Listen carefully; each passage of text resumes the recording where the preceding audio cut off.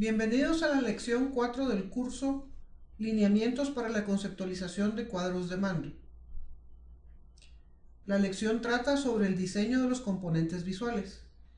Hemos avanzado en las lecciones anteriores en los distintos elementos, conceptos generales, formas de visualización, cómo visualizar datos cuantitativos y otros temas.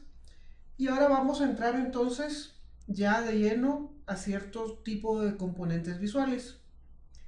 Cuando pensamos en la visualización, se recuerdan en la lección anterior, hablábamos de que debíamos en un principio establecer el medio que mejor cuenta la historia que queremos contar, pero resulta que eso es solo parte de la batalla que debemos librar en la construcción de un buen cuadro de mando. También requerimos diseñar detalladamente cada uno de los componentes visuales que vamos a emplear para contar la historia como un todo. Uno de los primeros aspectos que uno no debe perder de vista es que siempre hay una relación entre la tinta que usamos y los datos que estamos representando. Y cuando hablamos de buenas visualizaciones, siempre hablamos de que debe usarse la tinta para representar el dato fundamentalmente y solo marginalmente cuando no es precisamente para el dato. En las gráficas que vemos ahorita en pantalla, vemos la tinta del lado izquierdo, la tinta que estamos usando para representar el dato.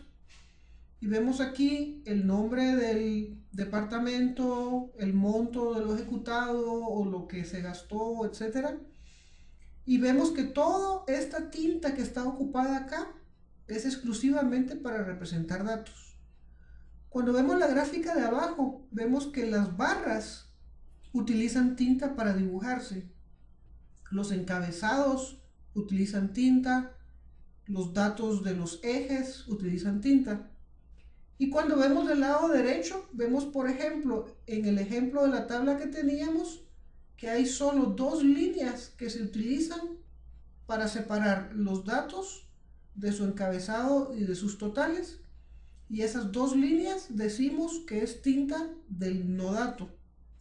Y en el caso de la gráfica, si por ejemplo le dibujamos sus dos ejes, ese dibujo de los ejes es al final opcional, porque es una tinta que está siendo utilizada para algo que no es un dato.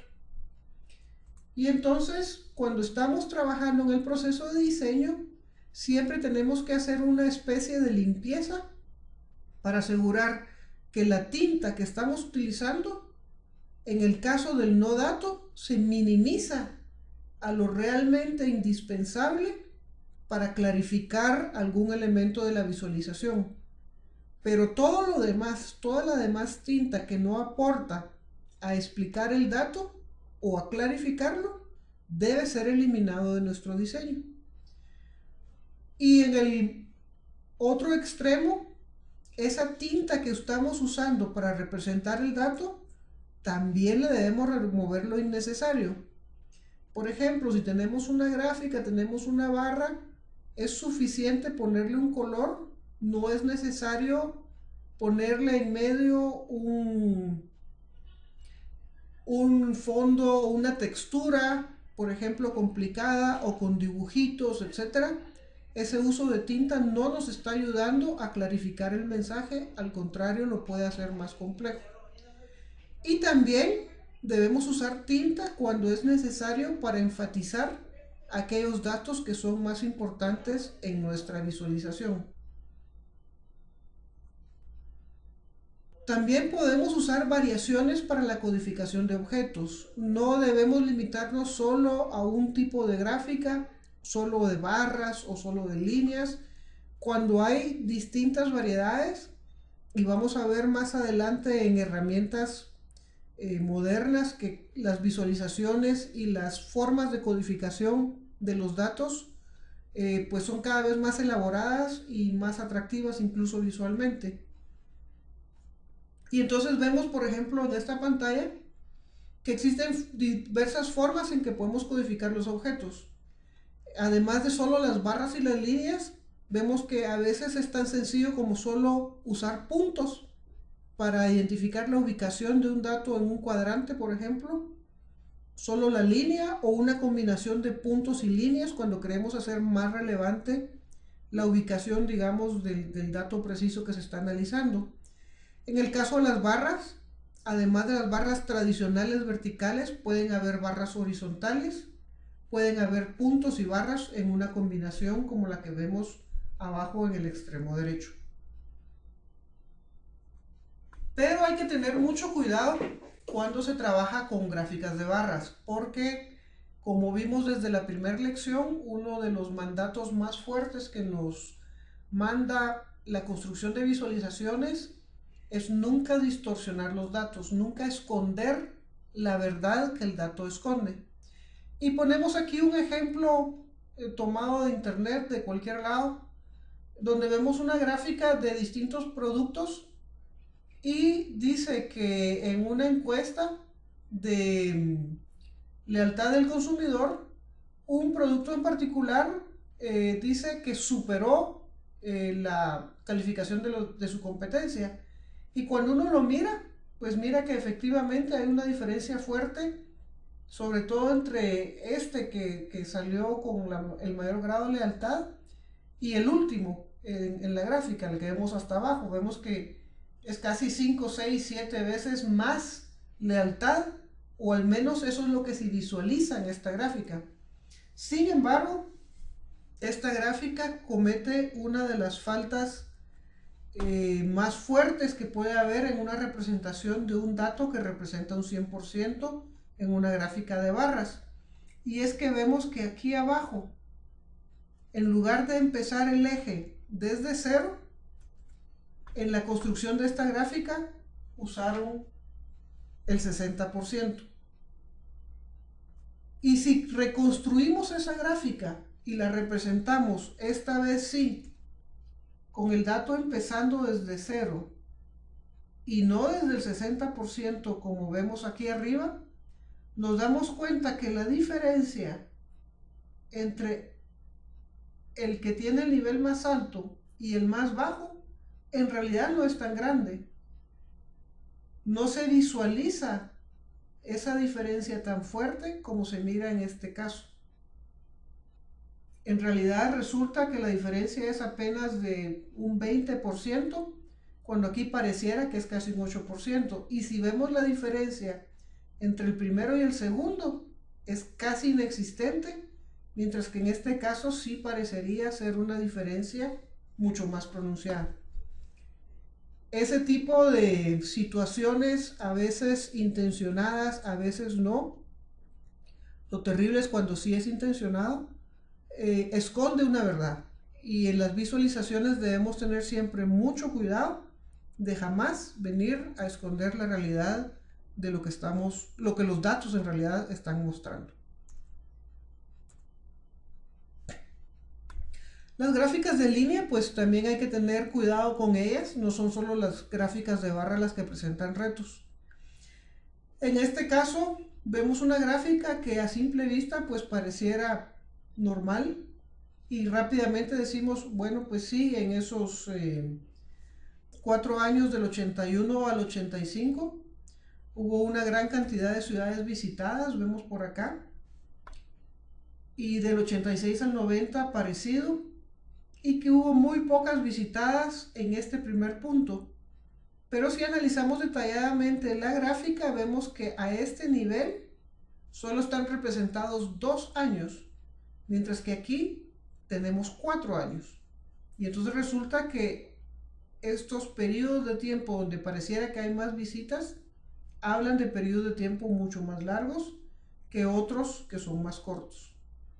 Y entonces hay que tener cuidado en eso, porque nuevamente la visualización está escondiendo la verdad de lo que los datos representan.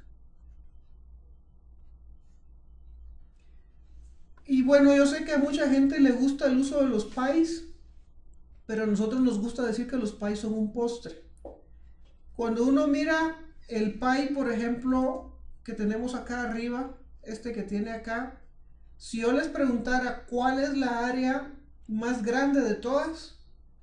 Estoy seguro que muchos equivocarían la respuesta, les costaría mucho diferenciar, si realmente saber si hay una diferencia entre A y B. Si les pregunto cuál es el más grande de todos, quizás pareciera B, pero podría ser C, y en realidad resulta que es B. Y si vemos el de abajo, la situación es todavía más complicada, porque la perspectiva, que a mucha gente le gusta jugar con el efecto del 3D, la perspectiva no permite realmente visualizar la diferencia entre una y otra área. Y eso es algo que definitivamente no nos interesa en una visualización donde nuevamente queremos que los ojos trabajen, que lleguen rápido a la conclusión y que no tenga el cerebro que estar interpretando valores. En vez de un pie, algo tan sencillo como una gráfica de barras nos permite saber inmediatamente, sin necesidad de análisis, que el área B, que aquí quizás no era tan evidente, es la más grande de todas. Que el segundo, que a mí me hubiera parecido que quizás era la A o la C, resulta que en realidad es la E, y así sucesivamente. Entonces, de nuevo, si queremos un pie, que sea porque estamos comiendo, queremos un postre. Si queremos un efecto 3D, pues que sea en una invitación de cumpleaños, pero no en una visualización de datos donde lo que queremos es comunicar de manera directa, de manera inequívoca. Otra tendencia muy fuerte que hay en las visualizaciones es utilizar las líneas como para decir por aquí va mi dato, ¿no? Y entonces en esta gráfica de arriba vemos que tenemos varias series de datos, pero el uso de estas líneas, de esta como cuadrícula que me va marcando el dato, dónde se cruza con los meses, etcétera, dificulta mucho la visualización del dato y las diferencias que pueden darse entre unos y otros. Es más, esta línea casi que pareciera una línea de la malla cuando en realidad es una línea de datos. Aquí esta otra va bien pegada y cuesta visualizarla. Si vemos el ejemplo de abajo, esta gráfica de acá, vemos que es mucho más sencillo, sobre todo analizar las tendencias. Cuáles van para arriba, cuáles más o menos se mantienen. El dato no necesita ser tan preciso porque una serie histórica la usamos para ver una tendencia en el tiempo. Vemos si va creciendo, si va decreciendo, si se mantiene. Nos interesa más eso que saber que este dato es de precisamente 205.000, por ejemplo. Si el dato preciso fuera lo que nos interesara, quizás una tabla entonces sería lo más apropiado. Y entonces en este tipo de gráficas evitamos usar líneas a menos que, como vamos a ver a continuación, ayuden a clarificar el dato. En este caso que tenemos una gráfica de distribución en cuadrantes donde tenemos los ingresos de la persona y su altura en pulgadas, y vemos la diferencia de una región del oeste con una región del este. En este caso se le mete la cuadrícula para armar como cuadrantes, saber que entre 70 y 75 y ganan de 50 a 60.000, eso nos ayuda. Pero si se dan cuenta, esta línea es muy discreta, es muy tenue y no tiene la fuerza de las líneas de los ejes, por ejemplo. Entonces, como es una tinta que no va hacia el dato, minimizamos su presencia en la visualización. Y finalmente, hay un tema del color. A la gente, a todos nos gustan los colores, nos hacen sentir felices, de buen humor. Nada más lindo que ver un arco iris, pero quizás un arco iris no es lo que necesitamos en una visualización donde lo que queremos es ver datos. Cuando vemos esta gráfica, la cantidad de colores, lo primero que genera es una sensación de saturación. Es demasiado color, demasiada información, y nuestro cerebro no sabe qué hacer con él. Encima tenemos una serie de leyendas por un lado, acá al lado, y es muy difícil recordar que este morado que vemos acá es la serie E, pero que este otro que vemos acá es la serie B. Y encima tratamos de comparar el dato de un cuarto con el otro, con el otro, con el otro. Si quisiéramos saber, por ejemplo, para la serie D, si va en crecimiento o decrecimiento, esto nos complica mucho esa lectura, porque tenemos que estar brincando de un dato al otro y luego ver cuál es la tendencia. Aquí vemos que va para arriba, después baja. ¿Y cómo sabemos si este comportamiento de esta serie es distinta de, por ejemplo, esta otra en amarillo? ¿Sí? Tenemos que venir a hacer un segundo análisis que lo hace complejo y que al final el color no ayudó absolutamente en nada para mejorar la comprensión. Al contrario, lo hizo más complejo. Y entonces una regla importante debe ser que el color lo usamos solo cuando nos ayuda a comunicar algo más. En la línea del ejemplo del arco iris, aquí tenemos 1, 2, 3, 4, 5, 6 distintos colores que están hablando de lo mismo. Están hablando, digamos, de cualquier cosa, digamos, población por país, ¿sí? El ponerle un color distinto no nos sirve para comunicar nada adicional. Al final, la diferencia entre una columna y otra la da el nombre de la columna que aparece aquí abajo. No es el color el que nos da la diferencia, es el nombre. Entonces no tiene sentido poner colores distintos. Esta gráfica se mira mejor si la dejamos en un solo color, porque si queremos saber quién es este o quién es este, lo hacemos viendo los nombres abajo, no tratando de recordar un código de color. Y cuando pensemos en colores, tenemos que tener mucho cuidado en la paleta de colores que seleccionemos. En otro curso, en el curso de visualización de cuadros de mando, verán muchos puntos relacionados con el uso del color y la selección de una buena paleta. Acá solo diremos pues que es fundamental tener una combinación de colores agradable a la vista y no una combinación de colores que choca, que es muy agresiva o que contrasta demasiado. El efecto de esta paleta de colores es que la atención del usuario va a estar en el color y no en el dato. Y lo que nos interesa es que la atención esté siempre puesta en el dato. En síntesis, debemos recordar, la tinta es para el dato, no para adornar.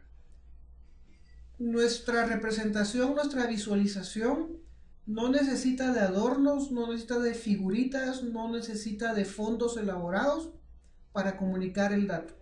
Y al final lo que nos interesa es comunicar el dato, no, a pesar de que nos interesa algo estéticamente agradable, no son florecitas y adornos los que nos van a servir en este caso.